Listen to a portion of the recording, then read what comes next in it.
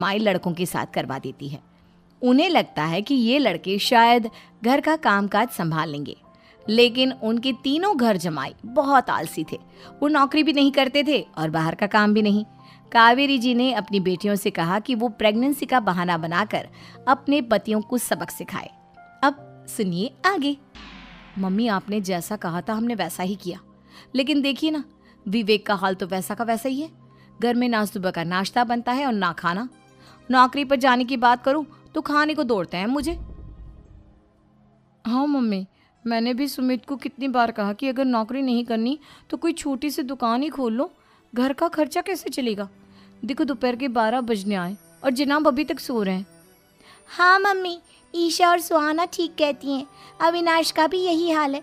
जब मैंने अपनी प्रेगनेंसी के बारे में कहा तो मुझसे कहने लगा, अरे दूसरी लड़कियां तो 9-9 महीने तक नौकरी करती है, बस डिलीवरी के टाइम छुट्टी लेती है। मोहिनी, तुम भी नौकरी करो। अब मुझे कहाँ नौकरी मिलेगी। मम्मी बताओ अब मैं क्या करूँ। हे भगवान, क्या सोचकर घर जमाई दामाद लाई थी मैं कि मेरी बेटियां मेरे पास रहेंगी और खुश रहेंगी, लेकिन इन आलसी दामादों ने तो हमारी जिंदगी को भी प्रॉब्लम में डाल दिया है। मैं तो कहती हूँ मम्मी, हम लोग वापस अपनी जॉब पर जाना शुरू कर देते हैं।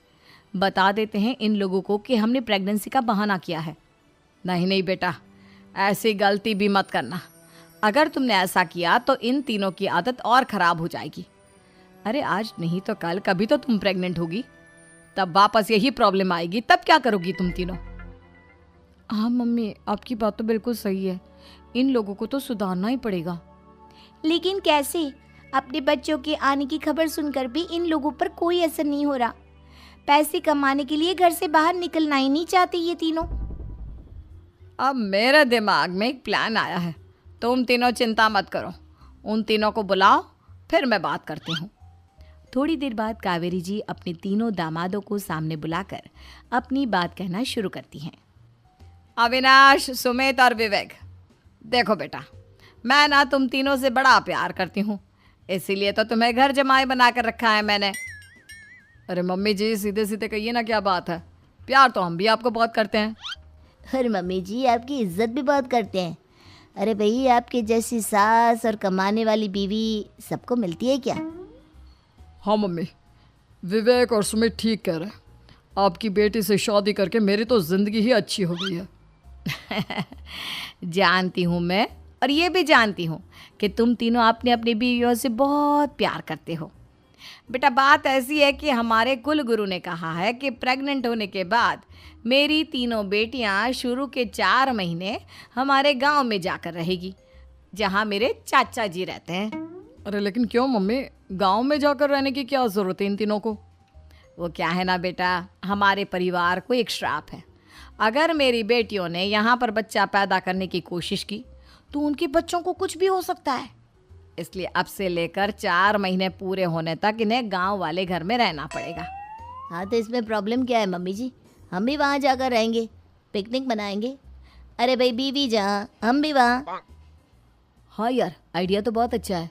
शहर की ज़िंदगी में रह रहकर परेशान हो चुके हैं, अब कुछ दिन गांव में बिताएंगे। तुम लोग समझने की कोशिश क्यों नहीं करते। तुम में से कोई भी वहाँ नहीं जा सकता, और मैं यहाँ रहूँगी ना तुम तीनों के साथ। 4 महीने की तो बात है, उसके बाद ये तीनों ही लौट कर आ जाएंगी। ठीक है मम्मी जी, अब हमारे बच्चों का सवाल है तो ये तो करना ही पड़ेगा। कावेरी अपनी तीनों बेटियों को कुछ दिन के लिए घर से बाहर कहीं दूसरे शहर में रहने के लिए भेज देती है। कुछ दिनों के बाद, अरे मम्मी जी, बहुत दिन से पिज्ज़ा नहीं खाया, मंगवाइए ना। क्या बताऊं बेटा, पहले तो बेटियां खर्चा दे देती थी क्योंकि उनकी नौकरी थी, लेकिन अब तो मेरे पास पैसे ही नहीं बचे। थोड़े बहुत पैसे हैं जो बच्चों की डिलीवरी में काम आएंगे। लेकिन मम्मी जी, आपकी बेटियों को वापस आने में तो अभी बहुत वक्त बाकी है। वही सोच सोच कर परेशान हो रही हूँ। सोच रही हूँ कल से दूध भी बंद करवा देती हूँ। अब दूध वाले को देने के लिए पैसे भी तो नहीं है ना। अरे नहीं नहीं मम्मी जी, अगर दूध भी बंद करवा दोगी तो मुझे चाय कहाँ से मिलेगी, और चाय के बिना मैं तो मर ही जाऊंगा। क्या करूं बेटा, इसके अलावा हमारे पास कोई ऑप्शन नहीं है। मेरे पास पैसे ही नहीं बचे। इस तरह कावेरी जी धीरे धीरे अपने तीनों दामादों को पैसे देना बंद कर देती हैं और घर में खाने पीने की चीज़ें लाना भी बंद कर देती है। अब वो तीनों बुरी तरह से परेशान होने लगे थे और इसलिए एक दिन तीनों प्लान करके घर से बाहर निकलते हैं और बाजार में जाने के बाद यार अच्छा खाना खाए हुए कितने दिन हो गए, पता नहीं कब अच्छा खाना मिलेगा। हमारी बीवियों के जाने के बाद तो हमारी हालत भिखारियों जैसी हो गई है यार। कुछ भी हो, मुझे तो आज पिज्ज़ा खाना ही खाना है। जेब में 1 रुपया नहीं है और पिज्ज़ा खाएगा, कहाँ से आएंगे पैसे? अरे देख वहाँ सामने बोर्ड पर क्या लिखा हुआ है, कंप्यूटर पर काम करने के लिए एक आदमी की आवश्यकता है। भाई मैं तो जा रहा हूँ, काम करूँगा और शाम तक पैसे लाकर आराम से पिज्ज़ा खाऊंगा। जा जा, तुझे कोई काम नहीं देने वाला, हम तो घर जा रहे हैं। चल भाई सुमित। सुमित और अविनाश वहाँ से चले जाते हैं और विवेक उस कंप्यूटर शॉप पर सारा दिन काम करके 5,000 रुपये कमा कर घर लौट कर आता है और अपने खाने के लिए अच्छी अच्छी चीज़ें भी लेकर आता है। ये देखकर विवेक और सुमित के दिल में भी कुछ पैसे कमाने की इच्छा जागती है। अरे सुबह सुबह कहाँ चल दिए तुम? मम्मी जी एक बहुत अच्छी जगह मिली है, कंप्यूटर पर काम करने के 5,000 मिले थे कल मुझे। अगर रोज़ काम करूँगा तो पूरे 40,000 की तनख्वाह। अरे वाह, ये तो बहुत अच्छी बात है दामाद जी, आपको जाना ही चाहिए। सुमित और अविनाश विवेक को इस तरह तरक्की करते देखकर परेशान हो जाते हैं और वो दोनों भी काम की तलाश में निकल पड़ते हैं।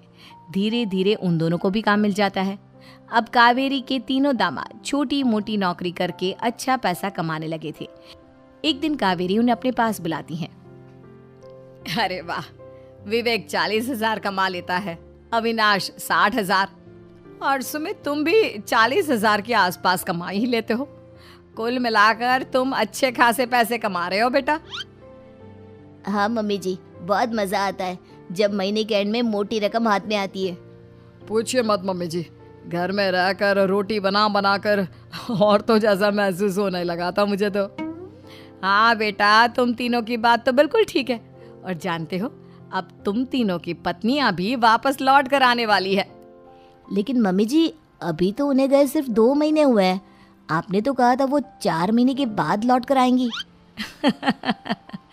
ऐसा कुछ नहीं है बेटा, मैं सिर्फ तुम तीनों को सबक सिखाना चाहती थी कि आदमी घर में बैठकर बीवी की कमाई खाता हुआ अच्छा नहीं लगता। इस दुनिया में हर इंसान को मेहनत करनी चाहिए, काम करना चाहिए, चाहे वो औरत हो या आदमी, ताकि अपने परिवार को संभाल सके। कावेरी की बात सुनकर उन तीनों को अपनी गलती का एहसास होता है और कावेरी उन्हें सच बता देती है कि ईशा, सुहाना और मोहिनी शहर में ही कहीं दूसरी जगह रह रहे थे।